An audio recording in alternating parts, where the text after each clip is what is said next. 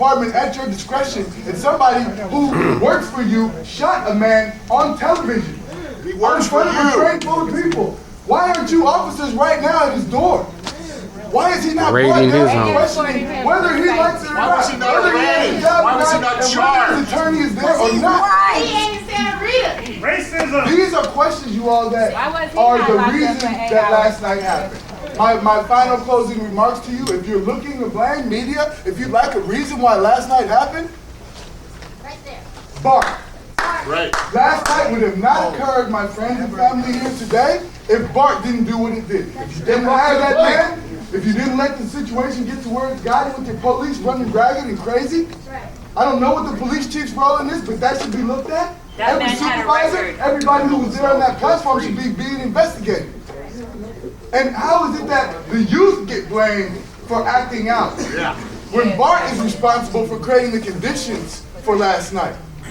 And actually, it is on us. The founding fathers of the country wrote the Declaration of Independence. It is on you, the citizen, to stand up when an injustice occurs. The greatest so-called Americans of them all told us that it is our responsibility to do what we did, and to do what we're going to do, and to do whatever we have to do to make sure that justice is found in this situation. Yes. So use your police department and go get that killer, and let's start finding out exactly what happened on that train. And my last thing is, there was a lot of other cops up there who still work for you.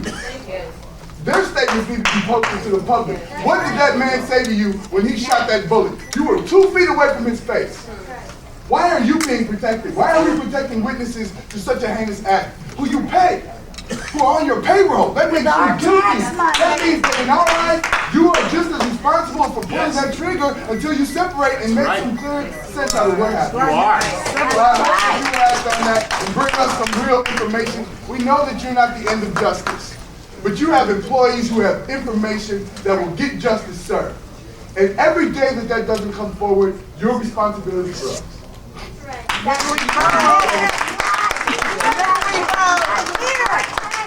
Excuse me, I'm on the white list. She's letting me go ahead of her. I just want, my name is Howard Jennings Jr. I'm gonna be real quick. Yes, you were the next up anyway. Go ahead. Oh, you did tell me. The reason I'm here is that everybody in this room, probably anybody in the Bay Area, there's nobody that has more interaction with your Bart cops than me. Right here. Probably, as I look in the room, I look at the different people, there's probably nobody other than my brother right here that's had interaction with cops more than me. Well, my son. Yeah, I'm talking about right here. The reason I said it with Bart, We trying to make a living and they trying to give it to us. we've been in the streets Put up of our Oakland ass. for the longest. I sell at MacArthur Bar Station. I've been there 18 years. In fact, your police spokesman, I remember when he started. I remember when he started. Most of these cops, I can tell you when they started. Brother right there, that's my brother. That's the cop. That's my, you know why? Because when I was being hassled 18, 17 years ago, he had my back. Don't fire him because of He that. had my back. He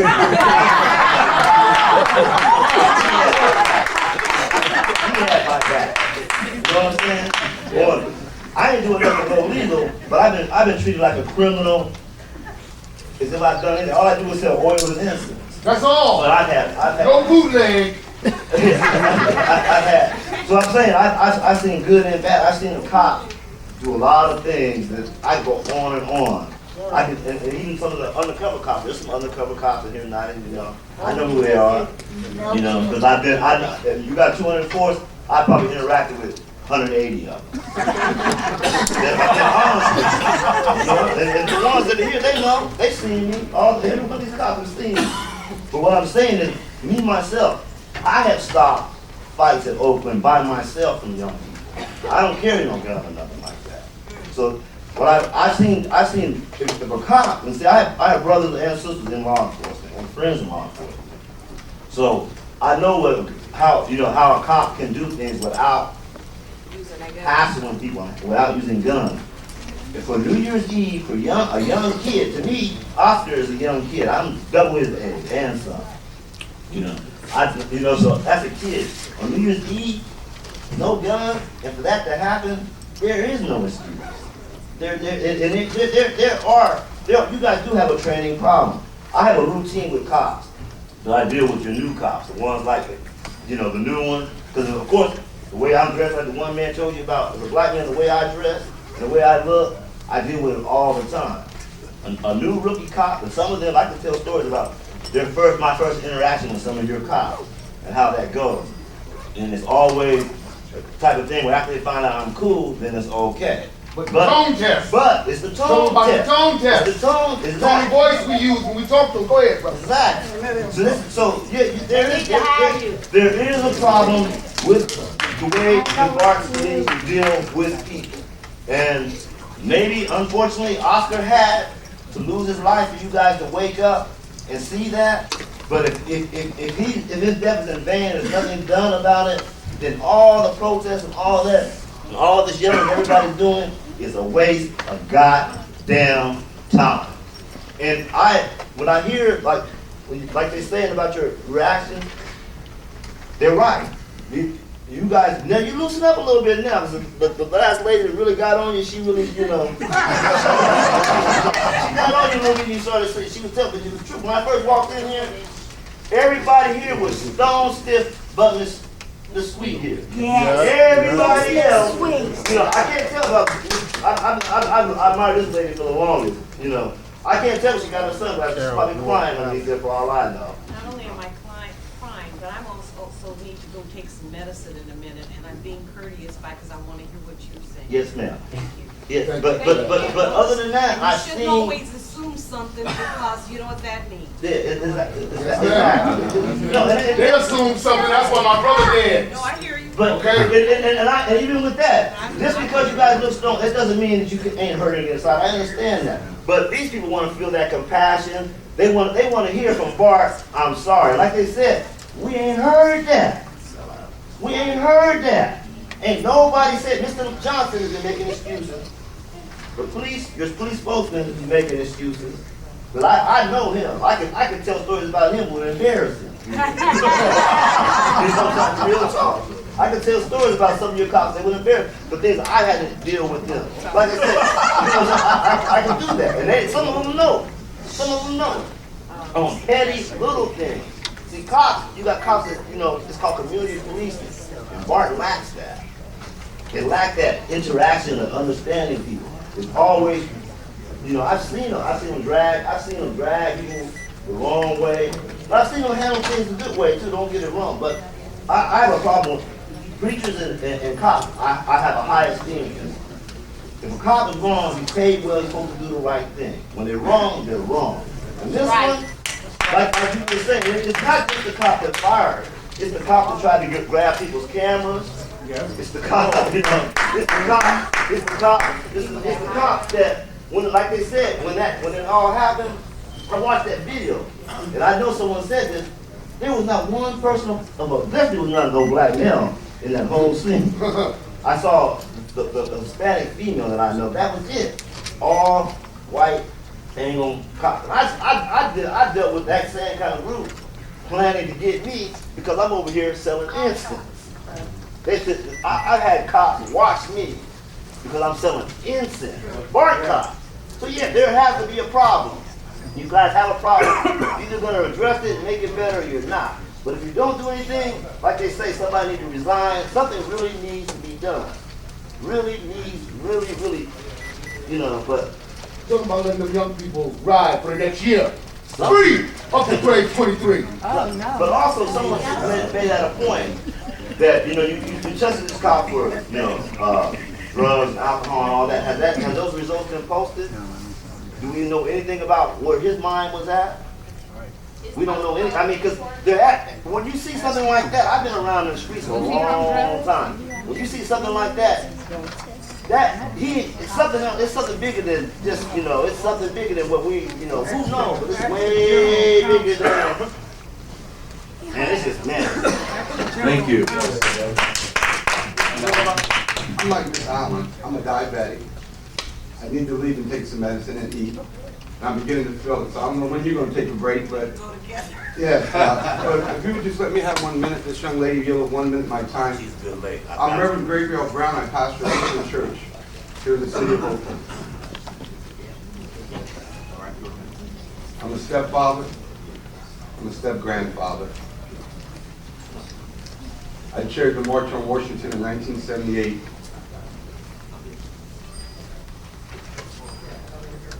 In commemoration of the 10th anniversary of Dr. King's assassination. I led the delegation of Congress speaking youth into the United States Senate, the United States Congress, where we got the Youth Employment Program bill passed that year under CETA, that young people in the city in the summertime get partial jobs. I went down to Fruitvale last night. I put on a raggedy sweatshirt, a hat, sneakers, and I became one of the youth. Just 30 years ago, young people, I was just like you. I had the same desires that America could be a better place. The compassion that these young people deserve should come also in the form of you taking the time and the resources and the dollar to give them the same energy of professional care and maintenance with the fear and the anger and the post-stress that is beginning to be exerted in this room that was examined last night. Within 24 hours at Concubine, they had tents set up, they had measures and degrees of professional people that they flew in to go to young people, to families, into homes, and to bid the thrust of maintenance of compassion of how these people are feeling now. I strongly urge and demand that you do the same for them. Yes. You stop, you pause, and you say, what must we do to make sure that these youth, these young adults, these students that attend institutions of higher education, secondary schools and elementary schools, are not examining their faith in this system of law enforcement because of this incident. That's right. You have an obligation to do it, and by law I demand that of you.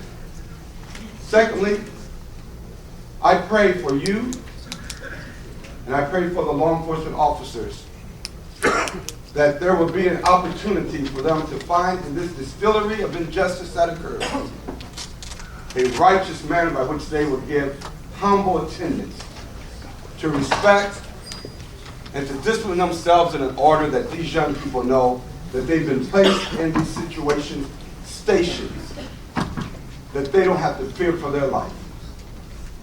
And thirdly, if you are a parent or a grandparent,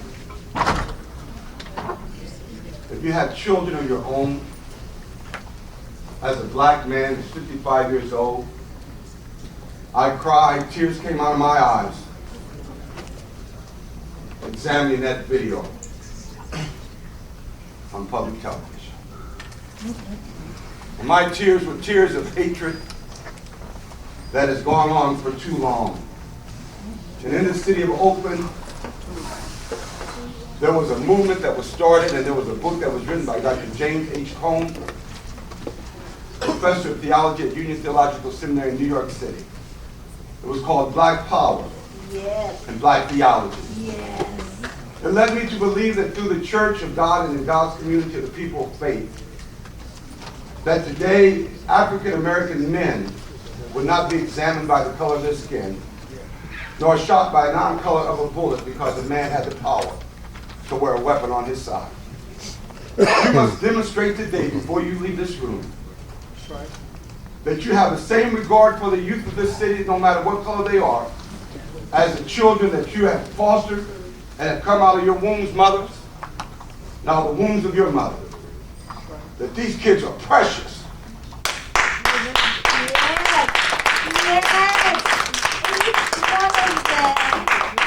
And I implore you not to walk back and talk about the legalistics or the jurisprudence or Mr. Barrister, what the law says. I implore you to go back and say what God said. Render unto me these little children and suffer them not. For they are the kingdom of heaven. These are God's kingdom children. And freedom of it. Don't a plague on you. Therefore, before I leave, I ask you to pause, to get whatever advice you need, to go and set up whatever resources are available, that these young people get the same rights and respect, that are walking with the same trauma that they saw happen to other people, other students, other youth around this country. that mothers and fathers know that you are acting right away with the privilege, that they are afraid to put their children on the bus or on the BART to go to school tomorrow morning? Will it be my child next? Will I get the call? Will I find out about it by somebody putting it over their telephone, a video, and it being sent to the public before it even gets to me? I can hear in my heart, and I can hear my mama, if she was here, say, that young man cried out, I'm a father. I'm a father. I'm a father. I want to take care of that which God has given me. I know none of you have lost any of your children probably to a gun. Right. Laying on the flat belly. No chance. And somebody drawing out violence against them. Not a because of chance. the color of their skin. Let me read this as the dignity of the man that God has called me to be. In an affirmation of the human worth and the dignity of every young person in the city of Oakland, I, along with the clergy, pastors, leaders of spiritual institutions of faith-based agencies, call for the uniting against violence perpetuated against our urban and inner-city youth declared today. And on January 8, 2009, it should be a day of solidarity and prayer for every young black male that walks in the city of Oakland, California, and every African-American male or female that walks across these United States of America. At a time of great national hope for change, we declare that change must come immediately in the form of an arrest of the Bart policeman who blatantly shot and killed, execution style, standing over a young man in front of numerous witnesses, caught on several phone videos that show a brazen misuse of power and a total disrespect for human life. I fully decry the lack of educational and employment opportunities that these young people have inherited in the Bay Area, the inadequate health care system, and the often racist criminal justice system, all of which continue to endanger our youth, often as in the case of my brother, son of God, Oscar Grant, shortening his life and their lifespan, even in their early teens or their mid-20s. It is unconscionable to think of a white woman having encountered the same response by a BART officer. Exactly. Nothing Oscar Grant did or said that fatal night should have resulted in his death. It is time for all civilized citizens to demand better from our public servants, higher prerequisites, thorough background checks, better training, including rigorous anti-racism and stricter supervision of those who are armed with weapons. In conclusion, this board should also, under other city auspices, review that anybody who works in the city of Oakland should live in the city of Oakland and should be educated like others that are citizens of Oakland. In the name of greater justice, I, Reverend Gregory L. Brown, pastor of Miracles of Faith Community Church, Evangelical Lutheran Church in America, submit this to you, and may God bless you and have mercy on you.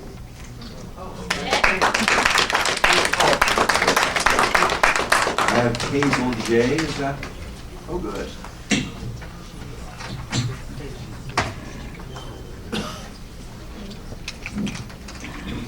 So, all I can really do is just speak from my heart and try not to get emotional. You know, I've been real patient and I've been I've asked God to give me the words to say so I don't come off in a way that I won't get heard. Because I think what I have to say, I don't say much, but when I say it, it's worth being heard. It really is. You know, I have been living in Oakland for about 18 years on and off. When I moved here from a so-called middle-class family or upbringing, I was told that, oh, you're not gonna be able to survive out here because you don't talk like them, you don't act like them, you don't look like them. And when they were saying them, they were speaking about who I consider myself to be, an African American. And I was baffled by that because Black people, African American people are the most precious beings, I believe, to be on this planet. We are strong, we are powerful, we are resilient. Thank you, sis. We are the backbones of this entire planet. And for people to decide that they have the power to say if you're worthy or not is a pathetic shame. It's sad, and you should really question, or if I were you, I would question my humanity, my love, my existence, because I truly believe that I affect you, you affect her, she affects you, and so forth. And when I speak, when I'm in interaction with anyone, I share a part of me with you. And whether it's positive or negative, you share that with someone else, and so forth. It becomes a domino effect. And it's sad that we've allowed history to detect or to tell us how our present is supposed to be. And then our present defines our future. And if we continue to go the way that we're going, there's not going to be a black person, a white person, an Asian person. There's not going to be anyone with any type of love and compassion, because we have become selfless. We've become, it's just sad. I can't even really express. I really just can't. But just understand that I live in Davis, California right now. The only reason I left Oakland was because I wanted to go to school and get a degree in education. Because one of my teachers, who happens to be a white lady in high school, Miss Halpern, told me at Castlemont that the only way to bring about change is to become an educator. So I felt that was the most powerful way that I can do so. So I went to UC Davis. UC Davis did not want me there. I had white teachers, I'm not even going to call them by their color, teachers stand in the doorway to prevent me from getting in the classroom because of what I had to say. That's ridiculous. That's ridiculous. I've had police officers in this community, and I'm not a boisterous, I'm not a threatening, I don't come off threatening or anything. Literally throw me in the car, slam me in there for nothing. Nothing at all. Nothing. I have 2 children, 7 and 8 years old. I told them straight up, don't trust the police. Straight up. Because I've seen my students experience different things. I was on the bus the other day, and I heard these are young people, and they turned it into a joke as if this is a normal commonality type of thing, talking about how the police took their friend in front of them, beat him down, and then they told their friend that it was his fault because he should have never said nothing to the police. That's bull. If you're wrong, you're wrong. I don't care who you are. Wrong is wrong and right is right. And it's not okay for someone to feel so intimidated by somebody because they wear a uniform. That makes no sense to me at all. I know I'm kind of all over the place, but like I said, I'm speaking from my heart. For me, like I said, I'm an educator. I teach in Oakland Unified Public Schools. Like I said, I live in UC Davis. I drive from Davis to Oakland every single day. Wow. Because I believe in these young people. I believe in them. I so much believe in them. They have so much to offer, and it's sad that people don't believe in them. Because if you don't believe in them, how in the world do you expect them to believe in themselves? How? It's impossible. It's impossible. It's so impossible. I went and I asked to be placed in one of the so-called worst continuation schools in Oakland. And they asked why. I said, because I know that I can help, assist, and make a difference. And a lot of those kids who people didn't even want to deal with are doing something productive with themselves because I took the time to believe in them. And I'm not saying boasting about me, I'm just simply saying that it's very important for us to look past the situation, for us to look past the color of their skin, for us to look past what you've been force-fed throughout your educational career, being taught that certain things over and over and over again is supposed to be. once we look past that and understand that we're human beings, that everybody, especially the people who have been purposely set aside to become what society says they're supposed to become, which is ruthless and all these other type of things. It doesn't make any sense. It makes none at all. And also, I want to say that, you know, Oscar Grant, I don't even know the brother. Never had the opportunity. Never had the opportunity, and I'm sure I could have had the opportunity. I could have had that opportunity. And it's sad that he could have been the one to help some of these young people out, to get them on the right track. It's sad that now his daughter doesn't even have a father to tell her what a man is supposed to be like.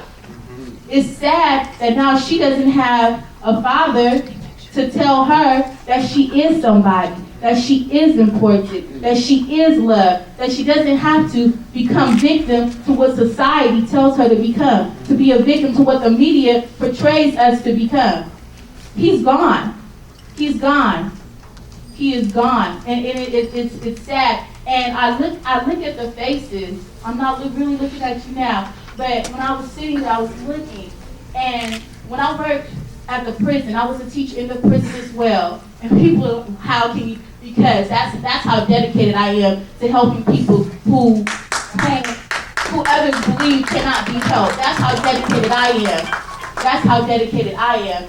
And a person told me, said, Hazel, the way you perceive your intentions may not be perceived the correct way. And perception is everything. Perception is everything. And the way most of you, some I know on a more of a personal level, but most of you guys, your perception, your demeanor, like your energy is not, it's not cool. It's really not. It's not. And it shouldn't be, and I'm not gonna point fingers because we're human, we do things, we're going through different things, and so be it. But in order for someone to actually understand that you understand what we're going through, you need to show that. You need to show that on some type of level. You really do. Because it shouldn't be that, oh, this is a black and a white thing. Because I believe that once you go through this system and you've been brainwashed so much, it's an everybody thing. Until you decide to look within yourselves and understand that you've been poisoned and toxined and you're committing the same type of things that you look to other people to say that they're doing to you. So I'm not going to say it's a white person thing, but white people are the ones who typically or in history has the power to continue to perpetuate those things on everybody else. And that's just not cool.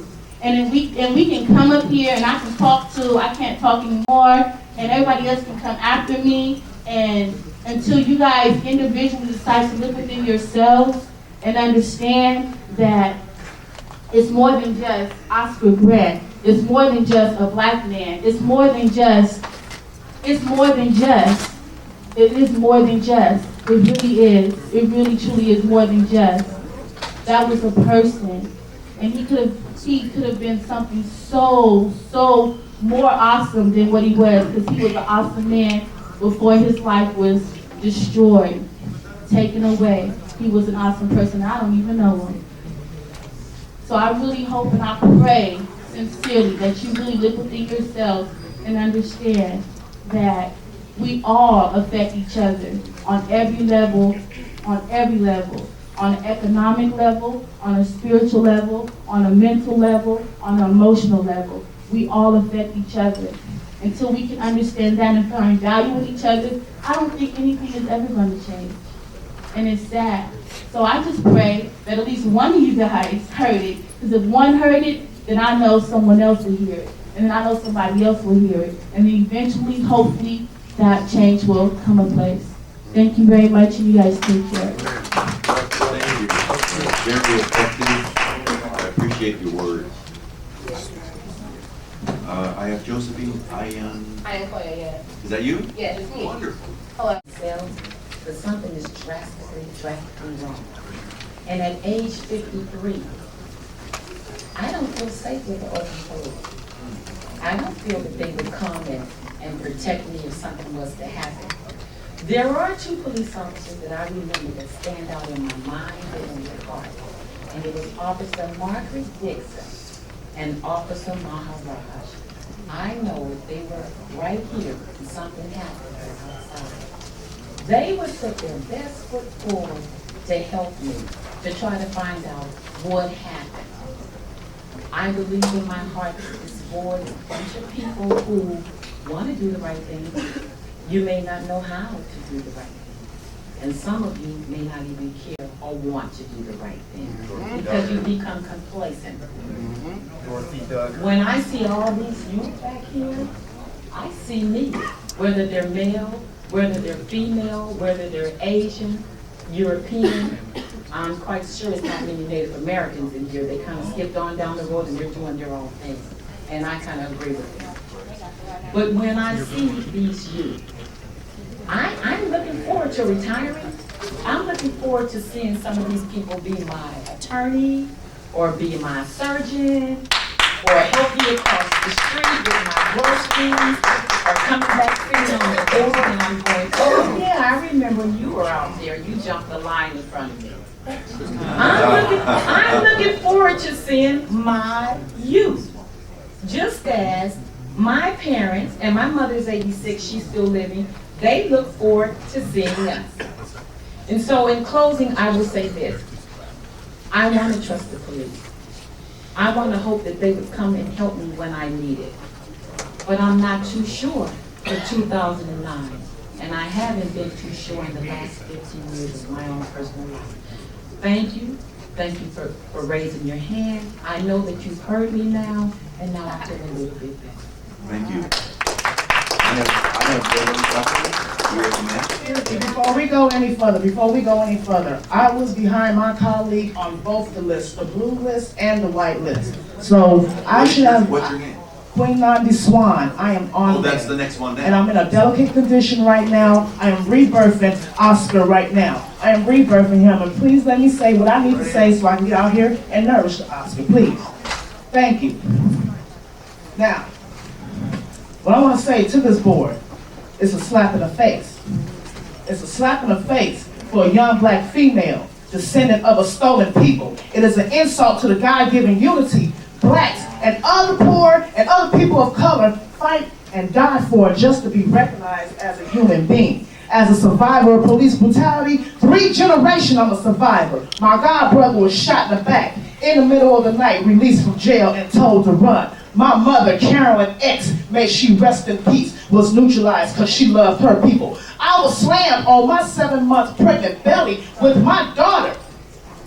They tried to kill my baby. My daughter now is 15 years old and she is a survivor of police brutality. She was detained, taunted, and threatened with a false case because she protested her right and closed her statement with calling the cop that abused her a racist cracker pig.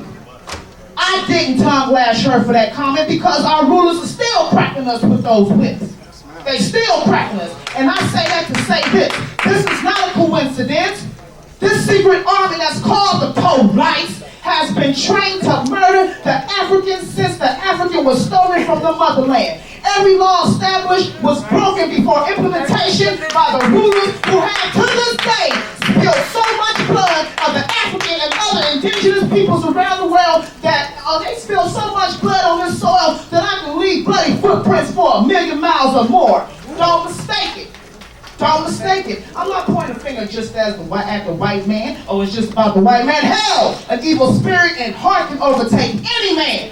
But it's just unfortunate that the white man is the one that gets the most votes on wreaking havoc and shedding blood all over the world. Now, if anyone here was to have murdered someone intentionally on their job, we would have been arrested, we would have been fired on the spot, arrested on the spot, and still probably would have been in jail. Right now, a double-edged sword cuts us all. This system is that sword, sharp on one edge to make sure it fillets blacks and other comrades in the struggle, but dull on the other side for the so-called rulers, and their skin don't even get broken. Let's keep it real.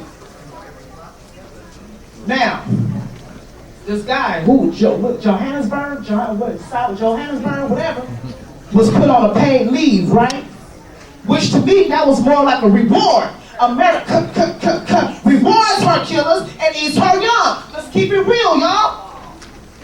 The people are restless, and with every lynching, you do not kill our spirits, you resurrect our spirits. I am the spawn of the heroes and sheroes of yesterday. They are alive in all of us. And all of us, just like the racist, bloodthirsty spirit of the killer clan that was very much alive in that pig that took our brother's life. Now, if you are a human, you will do everything you can to ensure that this never happens again.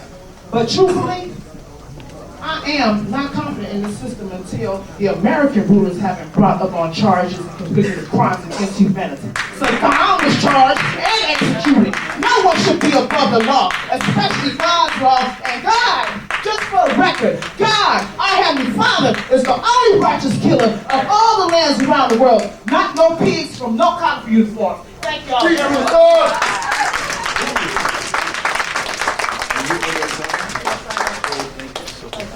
Followed by, I'm gonna put Merlica Smith Malika next. Smith, I guess it's in order He was after all. on the white sheet. Thank you. There it is. I am a retired attorney and a citizen of Oakland. I actually at one time in the late 70s worked on Bart legal staff. And I, like many others in this room, am outraged by the tragic events that we have witnessed and by the silence and inaction of the Bart board and management since the tragic event occurred. I have some questions. Other citizens have questions, friends of mine have questions, many of the people who demonstrated last night have questions.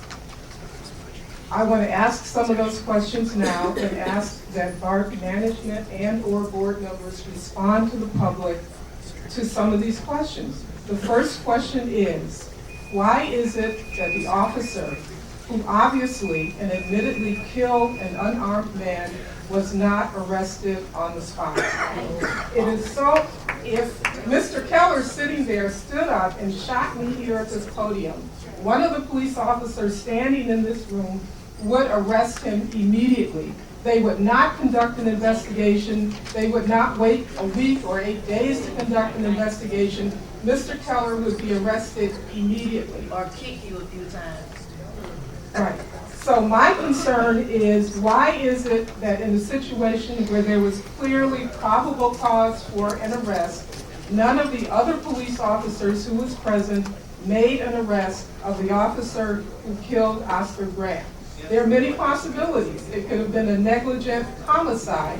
It could have been manslaughter. It could have been second-degree murder. There was clearly probable cause to believe that a crime had occurred. None of the officers on the scene carried out an arrest of an admitted killer, a killing that they witnessed for no reason. Secondly, since that tragic night, videos depicting the occurrence have been shown and have been seen by hundreds of thousands of people, including very likely the Bart police chief, other Bart police officers. It is very clear from viewing those videos that there was probable cause to believe that a crime had occurred. However, no one has arrested the killer officer. He has still not been arrested. And so my question is, why was he not arrested on the night of the incident?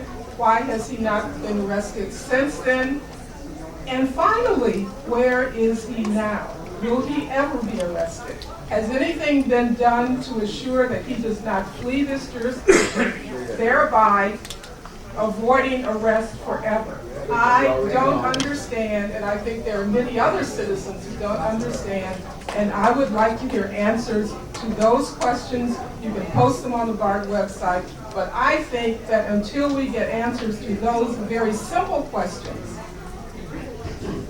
people will continue to be angry and outraged. And I would hope that people in this community understand that we have the economic power to boycott the BART system until we get those answers.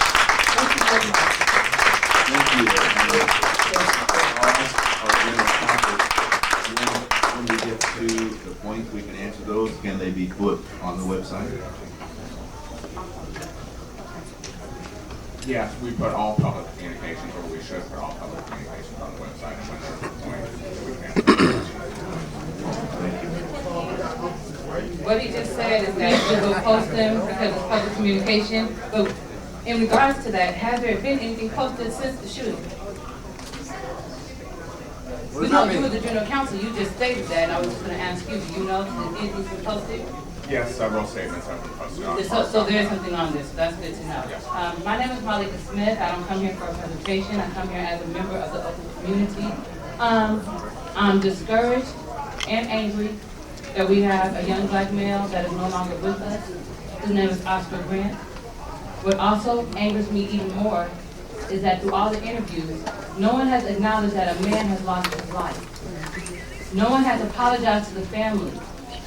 He was a human being.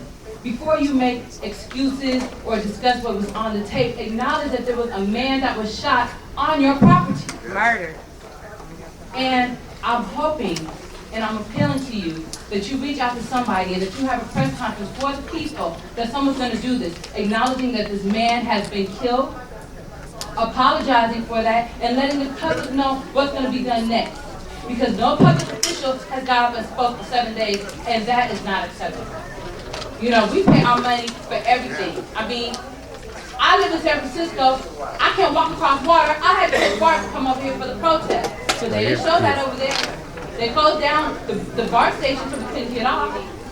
But there was a peaceful protest, and we was waiting for some public official to come out and speak on the behalf of the community. And that is why everyone is here. I'm hoping that's why a lot of people is here, because we need to appeal to you guys to do the right thing. If you guys are the ones that make the decision, please do something, speak out. We need to hear you. And that silence is deafening and it's hurting this community, and we can't take it and we won't stand for it any longer. This man, Oscar Grant, is no longer with us.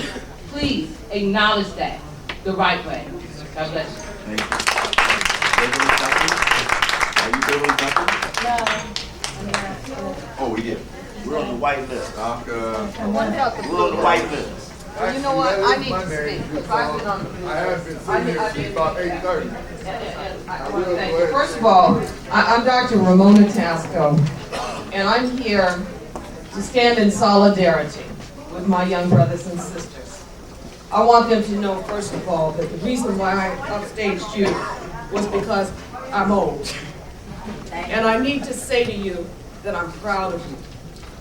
I am proud of the fact that we have generations of young people who have the courage, who have the fortitude, and who have the determination in this generation, at this time in history, to say hell no. See, and I'm glad that they don't feel that they are bound by rules that have double standards. I'm proud of the fact that we have a generation of young people of color who can see behind and between the illusion of justice. I'm proud of them. And I want them to know, and I want you, Mr. Blaylock, Ms. Murray, Mr. McPartland, General Manager, I am pointing out people who do not look like me, who do not look like Oscar, that it is a new day. I don't know if you know what I mean when I say it's a new day. It is a new day. Someone earlier today has talked about supremacy without using the word supremacy.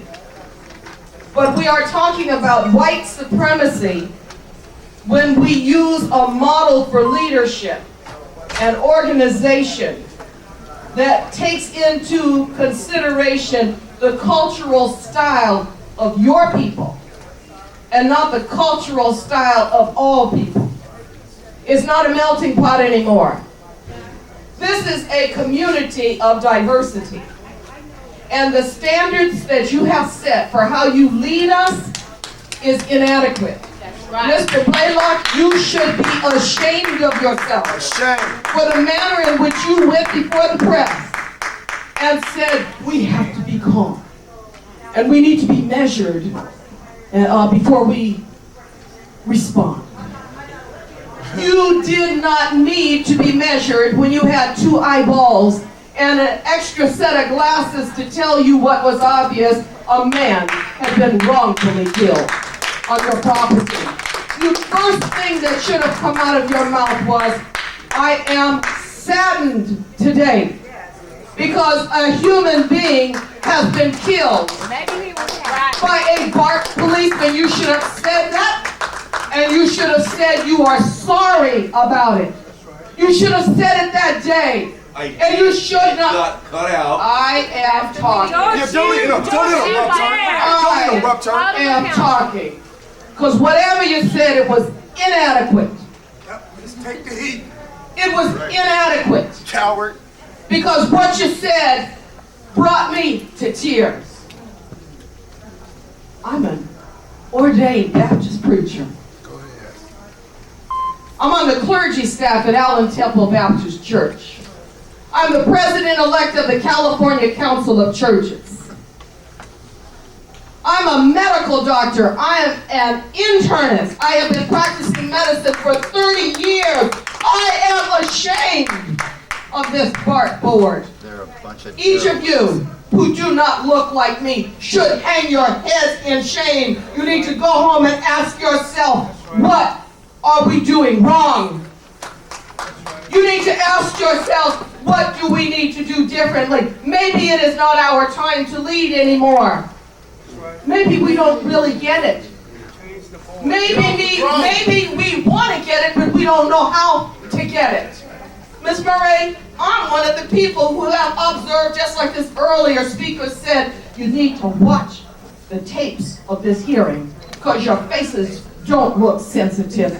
Yours does not. You look like you are disgusted with us. And whether that is an accurate interpretation of your true feeling isn't relevant.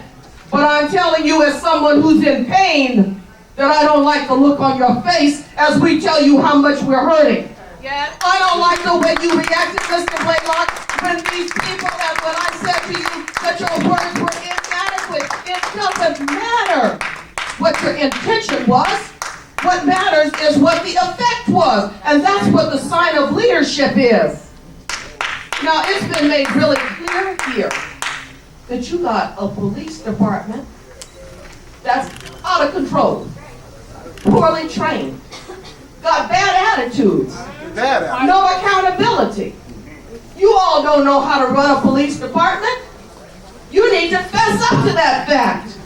Shouldn't have one. And you shouldn't have us sitting out here begging you to listen to us cry and scream and yell and plead and pain and anguish ourselves over something that's obvious.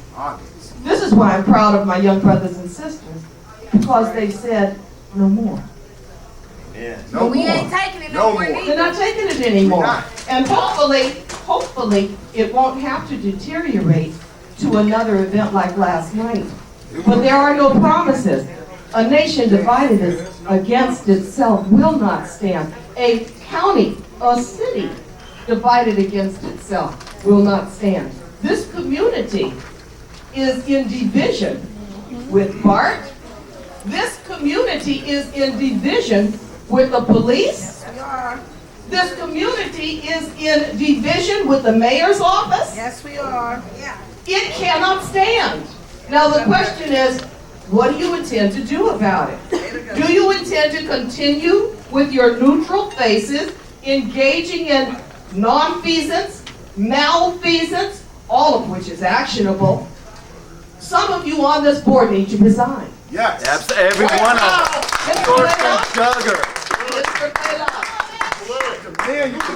You need right now. You need to resign. Demand it. I wish you'd read my letter that Dorothy Duggar sent me. Be accountable. I want you to know, please bear with me just another 2 minutes.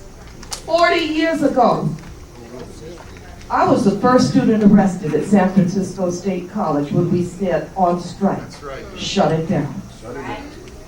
The same challenges that we saw then are challenges that our young generation sees today. Right. People who are in a leadership position, who can't see our needs, who patronize us and pretend that they're listening, pretend that they care, pretend that they're going to do different. Piecemeal a little today, give us a little bit tomorrow, buy out a couple of people and patronize, make them feel good and leave the rest of us behind. That day is over. It's over. And be clear that for those who think that the Barack Obama presidency means that, oh, now it's all good, and all black folks and all people of color are going to start behaving like Barack Obama and assimilate and become peaceful, forgiving citizens. No. What this means is that it is a new day. The revolution is here. We are African. We African. And you can either go along with it and be part of the solution, or you can continue with a stubborn stance, a stubborn attitude, an attitude of supremacy that says that the way we do it, the way we've done it, the way we will do it, is the way we will continue to do it, and therefore it's just a matter of time before we beat you down. That's not going to happen. At all. It's not going to happen because institutions have waken up to the fact that the struggle is back, and we will fight. And I'm going to be on the front lines right along with my young brothers and sisters, proud of the fact that they are now mobilized.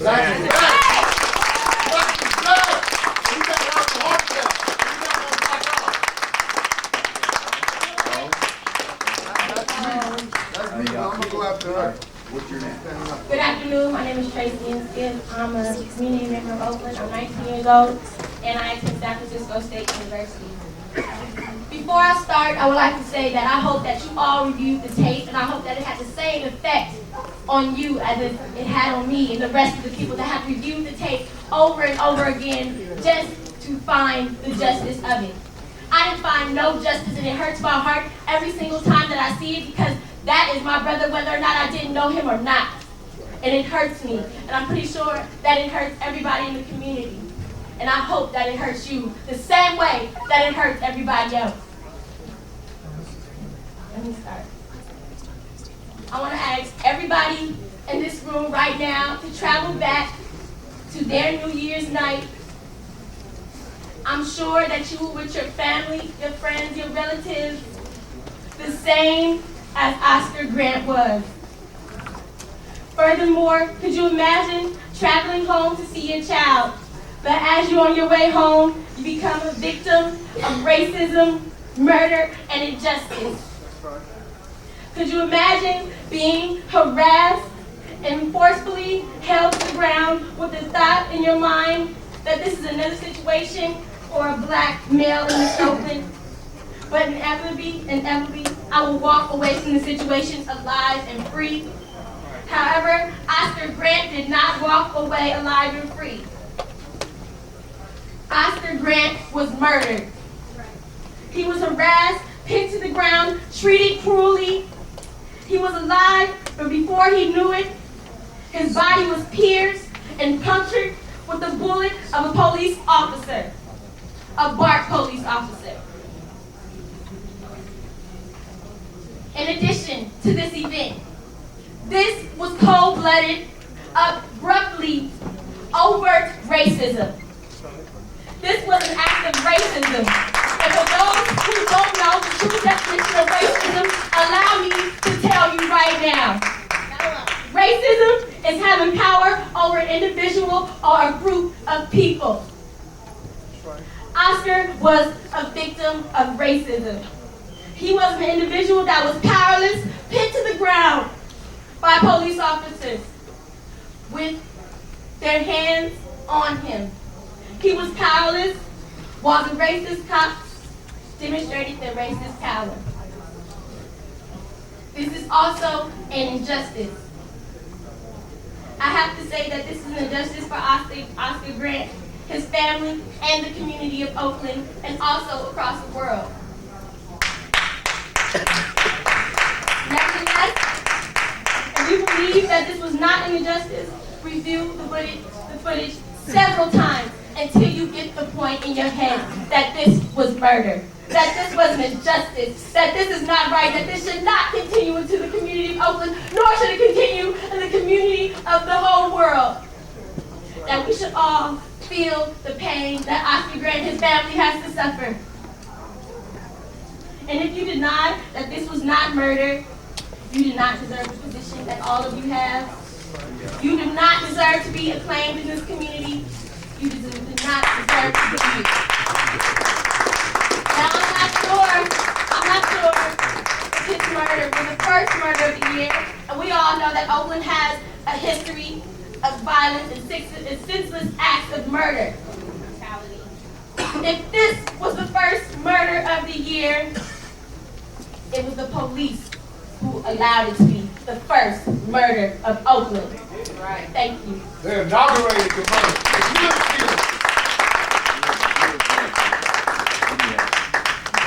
My name is Shaka Barrow. Okay, thank you. All right.